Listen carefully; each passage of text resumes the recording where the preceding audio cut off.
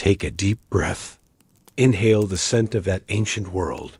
Damp earth, the smoky waft from distant campfires, the low snorts of horses, the acrid, biting feel of wind-whipped dust, the cold, sharp smell of metal. Slowly close your eyes and let yourself drift back to that ancient night in 331 BCE. The moon, a slender crescent, hangs in the endless dark of the sky, silently, majestically witnessing the great event to come. Stars, like countless scattered diamonds, are strewn across the black velvet. We are by the banks of the Bumodus River, a tributary of the Euphrates. This is a small village called Gaugamela. It means the camel's house. But tonight, these lands will not echo with the sounds of camels, but with the grandest reverberations of history, the clang of swords, and the heavy breathing of tens of thousands of soldiers. Every blade of grass, every pebble, seems to bear the weight of this moment. It's as if the very earth is holding its breath, waiting for what will unfold. Right now, we are in northern Iraq, near Tel Gomel, in the heart of history's fertile crescent, where the wind whispers through the dry grasses. In the distance, countless faint pinpricks of light glimmer on the horizon, marking the colossal camp of the Persian army. Innumerable tents, countless human silhouettes, like grains of sand on a vast shoreline. The sheer collective breath of this multitude seems to make the ground tremble, like a muffled rumble rising from deep underground, a harbinger of the coming storm. After the sudden and tragic assassination of his father, Philip II, in 336 BCE, Alexander the Great, then only 20 years old, ascended to the throne of Macedon. Despite his youth, the fire burning in his heart blazed with an unyielding ambition to bring the entire Persian Empire to its knees. This was not merely a conquest. It was also the fulfillment of his father's unfinished dream, the ultimate liberation of the Greek world from decades of Persian threat, and the burning desire to etch his own name among history's most glorious conquerors. His name would be whispered through legends for millennia. The first major step was crossing the Hellespont. From Europe to Asia, this sea passage, stretching like a bridge, was also a critical threshold between the past and the future. We had left the safe shores of Europe behind, sailing towards the unknown. With every stroke of the oar, every step we took, we were advancing towards a new continent, a new destiny. As we moved north, the spirit of the land changed. The air grew sharper, as if imbued with the scent of the impending conflict. The earth beneath our feet seemed to awaken with whispers of history. Our first great test came at the river Granicus. The Persians, led by the Greek mercenary Memnon, tasted for the first time the power and genius of this young upstart they had so underestimated. As the sound of our horses' hooves mingled with the gurgling of the water, swords flashed in the air, armor gleamed under the sun. The scent of blood diffused across the water's surface. In that moment, we understood. This young man was not merely a prince. He was an unpredictable tempest. In the eyes of his soldiers, he rose like a god, his legend solidifying with every victory. Alexander was, in essence, the very embodiment of war. From there, we moved south, along the hot, dusty coasts of Anatolia, Halicarnassus. We encountered Memnon for a second time, and for a second time, victory was ours, though after a much tougher siege. The city's walls, despite months of fierce resistance, finally crumbled. With every step, Alexander's legend grew, his shadow stretching further into Persian lands. A year and a half of strategic advance and patient waiting finally ended. In November 333 BCE, at Issus, famous for its narrow passes, we confronted Darius III, the king of kings of Persia. This valley, confined by mountains, neutralized the Persian army's numerical superiority, giving our agile phalanx a distinct advantage. Again, a defeat for them, a victory for us. But this time, Darius suffered a far heavier blow. His royal family, his mother Sisygambes, His wife Statera and his daughters fell into Alexander's hands. For a Persian king, this was an unbearable, dishonorable situation. The king of kings' family was in captivity. Darius desperately sought peace. He frantically offered half of his kingdom, all the lands west of the Euphrates. He even offered the hand of his daughter Barsine in marriage. An alliance, a peace.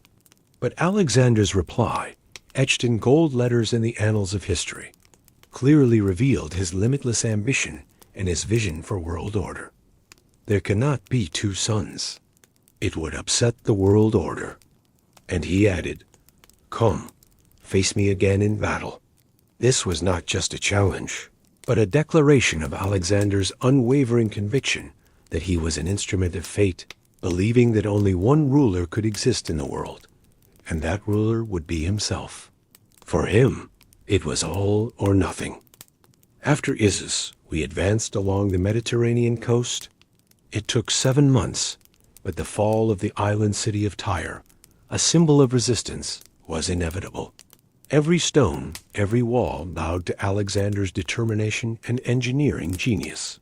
Massive siege towers, causeways, an incredible feat of engineering.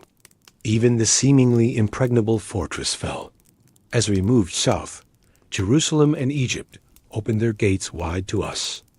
These lands, having long suffered under the heavy taxation and religious oppression of the Persians, welcomed Alexander as a liberator, embracing him with joy. In the Nile Delta, he laid out the plans for the future city of Alexandria, laying the foundations for a future center of trade and culture, a meeting point of Western and Eastern civilizations.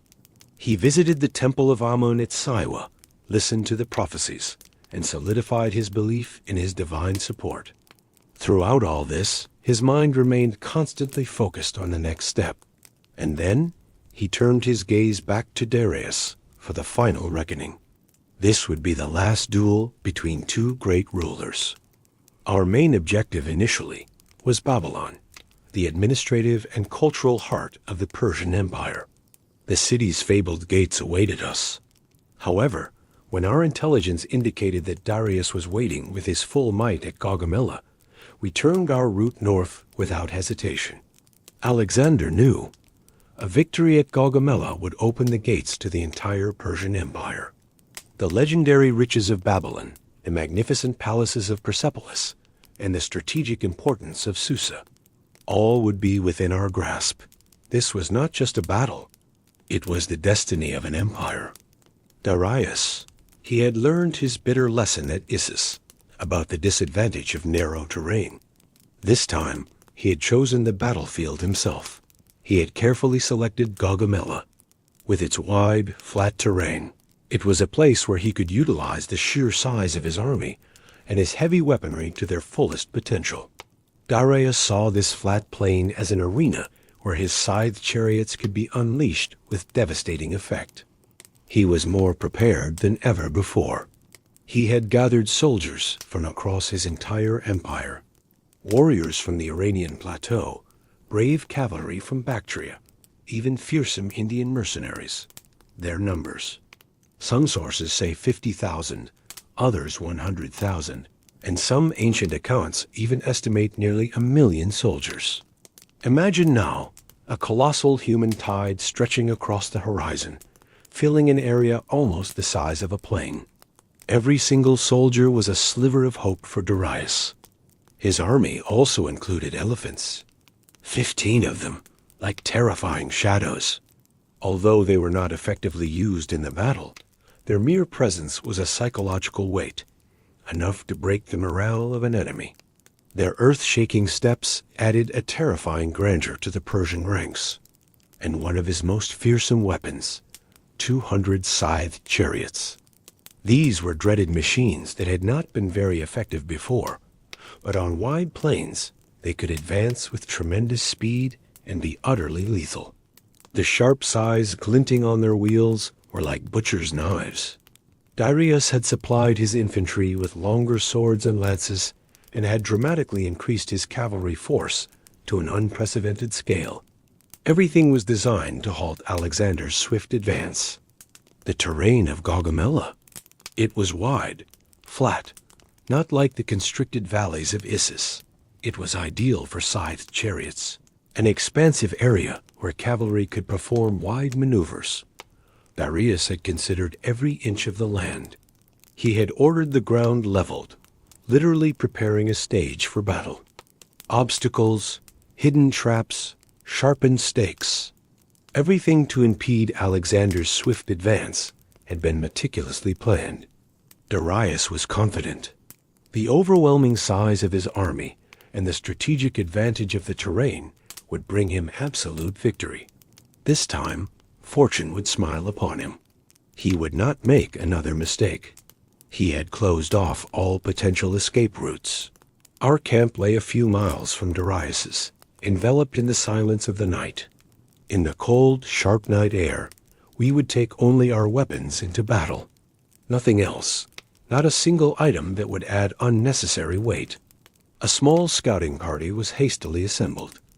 Alexander looked down from a hill. Hidden from Darius's view, he silently observed the enemy's preparations. How meticulous, how precise a leader. He scrutinized every detail, searching for potential weaknesses. We were fortunate. During the scouting trip, we stumbled upon one of Darius's advance parties. We captured a few of them, and incredibly, they revealed Darius's numbers, the traps, and obstacles on the field. This information was priceless. Knowing the enemy's every move beforehand was the key to victory. He closed his eyes, mentally visualizing the enemy army arrayed before him. On the eve of battle, Alexander gathered his generals. The atmosphere inside the tent was tense, candlelight casting shifting shadows on their faces. Every expression was readable. Parmenion, the experienced and cautious commander of the left flank, suggested we launch a night attack against the massive Persian army. "We will catch them unprepared and in confusion," he said. It was strategically logical, seemed risk-free. But Alexander immediately refused. His sense of honor transcended mere tactics. As the historian Arrian recounts this pivotal moment in his history of Alexander, it is said that Parmenion came to him in his tent and urged him to make a night attack on the Persians, saying that thus he would fall upon them unprepared and in a state of confusion. But the reply which he made to him was that it would mean to steal a victory. To steal a victory. Alexander's understanding of honor went beyond strategy. He wanted a true victory. A glorious earned victory. A victory won in broad daylight before the eyes of the entire world.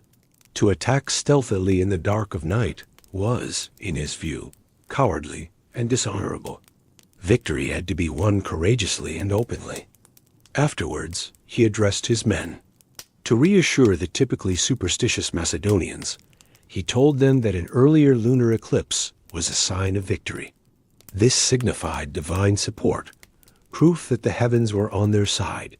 In that moment, a spark of faith ignited in the air, boosting their morale and dispelling their anxieties. The fire of victory had begun to burn in the eyes of every soldier. The day of battle. Dawn was breaking, a line of crimson and purple on the horizon, slowly swallowing the night. It is said that Alexander overslept, even woke up late. Perhaps this stemmed from a deep sense of calm and self-assurance, or simply the fatigue from the night's preparations. Just as he had done before, he ensured his men were well fed and well rested. He was too. Darius's men, on the other hand, had been awake all night, fearing a night attack that never came. Some slept, others were sleepless. This small but critical detail would profoundly influence the outcome of the battle. Sleeplessness, exhaustion, nervous strain. These could weaken even the best soldier, impair their concentration, and dull their decision-making abilities. With the first light of the sun, the colossal scale of the battlefield and the terrifying expanse of the Persian ranks became clearly visible. On the horizon, the silhouette of an army spread out like a human tide. Alexander mounted his horse, slowly and confidently moving among his soldiers. He looked into their eyes, called out each soldier by name, as if speaking to each one individually, instilling strength, touching their very souls. He spoke of their bravery in previous battles, reminded them of their victories. He asked them to fight one more time for Macedon, one final time. The echo of his voice filled the crisp morning air. As he spoke, a large shadow appeared in the sky, an eagle, Zeus's favorite animal. It soared over our heads and flew directly towards Darius, towards the Persian ranks. For Alexander, this was another omen of victory. With a gentle breeze, a whisper of hope spread through all our ranks. This was not just a bird, but a divine message from the heavens, heralding victory. Morale had reached its peak. As in every other battle, Alexander and his elite troops, the companion cavalry, took their positions on the right flank. This was the most striking, most dynamic force of the Macedonian army, ready for action at any moment under Alexander's personal leadership.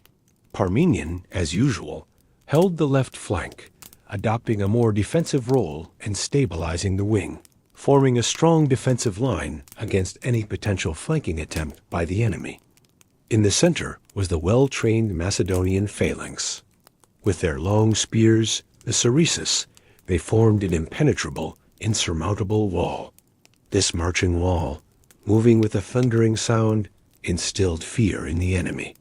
Alongside them were light infantry and archers, ready to wear down the enemy and break their lines. This time, Alexander did something different.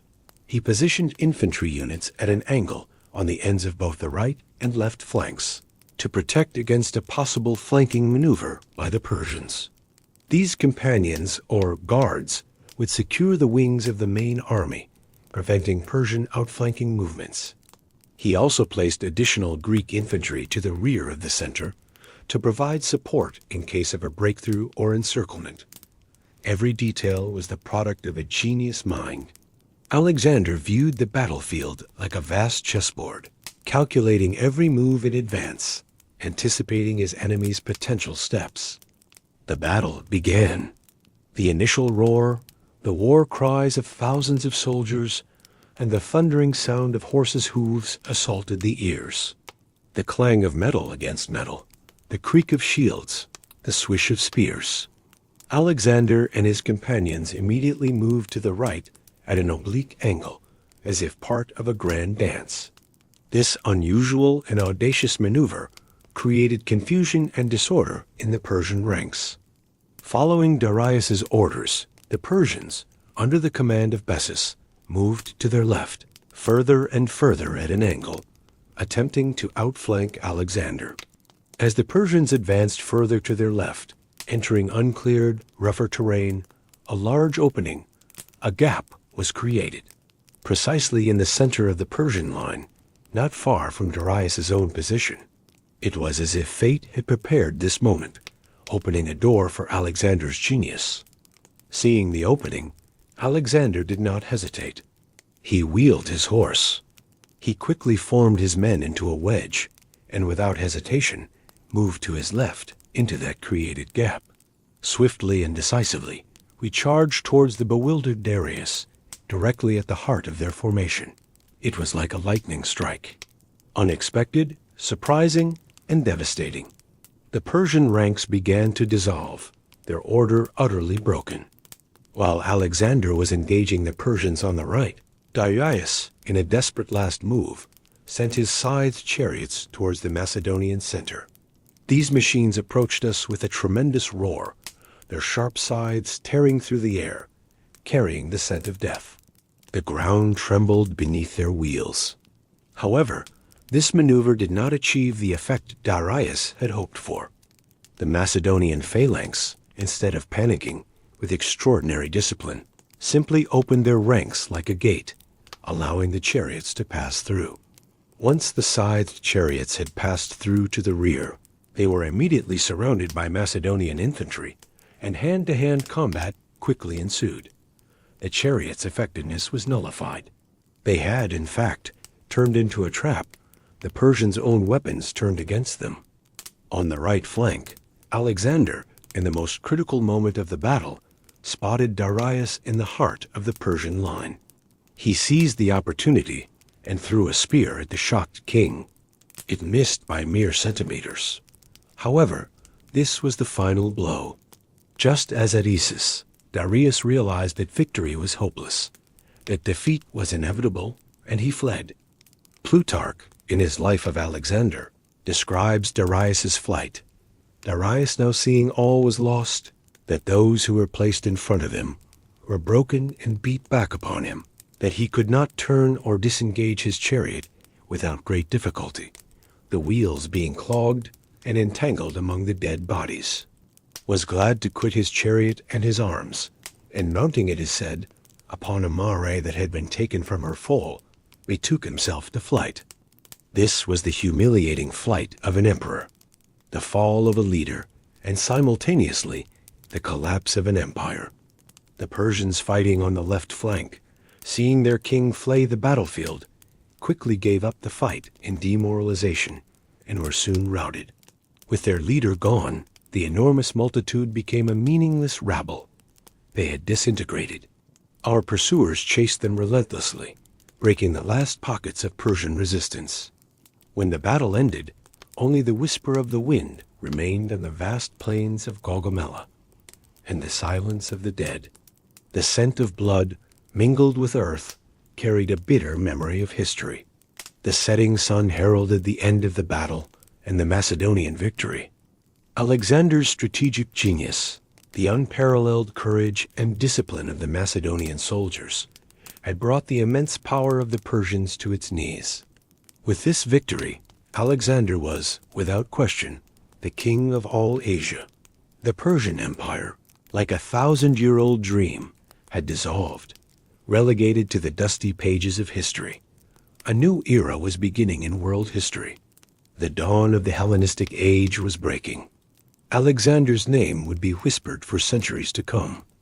Now, slowly open your eyes. Brush off the dust of that ancient world. But remember, those whispers are still there. In the wind of Gaugamela, in Alexander's footsteps, in the depths of history. This was not just a story of war, but also the whisper of ambition, genius, and destiny.